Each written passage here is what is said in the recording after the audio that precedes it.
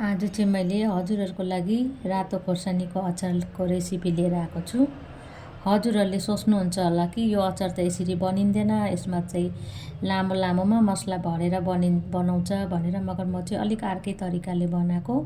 मैले जे सामान हालेको छु सबै यहाँ लेखिदिएको छु, हजुरहरूले हेर्नु सक्नुहुन्छ। यो मैले खोर्सानीलाई चाहिँ काटेर बनाएको कारण चाहिँ डल्ले डल्ले खोर्सानी त सबले खानु सक्दैन, आधी खान्छ आधी फ्याँकिदिन्छ। त्यसले गर्दा यस्तो गर्दा चाहिँ खोर्सानी पनि वेस्ट हुँदैन, तपाईँको मेहनत पनि बेकार जाँदैन।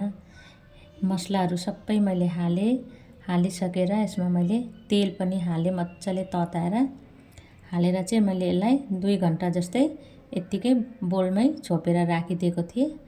उसको बादमा 2 घन्टा बादमा चाहिँ मैले यसलाई बोतलमा हालेर 1 दिनको लागि घाममा सुकाएँ। हेर्नु सक्नुहुन्छ साथीहरू, अचार चाहिँ मिठो भएको छ। मैले अलिकति टेस्ट गरेको थिएँ, नुन र तेल कम्ती लागेको थियो र फेरि मैले माथिबाट नुन र तेल हालेँ। यहाँ हेर्नुहोस्, मेरो अचार पनि रेडी भयो, दामी भयो। हजुरहरूलाई कस्तो लागे कमेन्टमा जनाउनुहोस् है।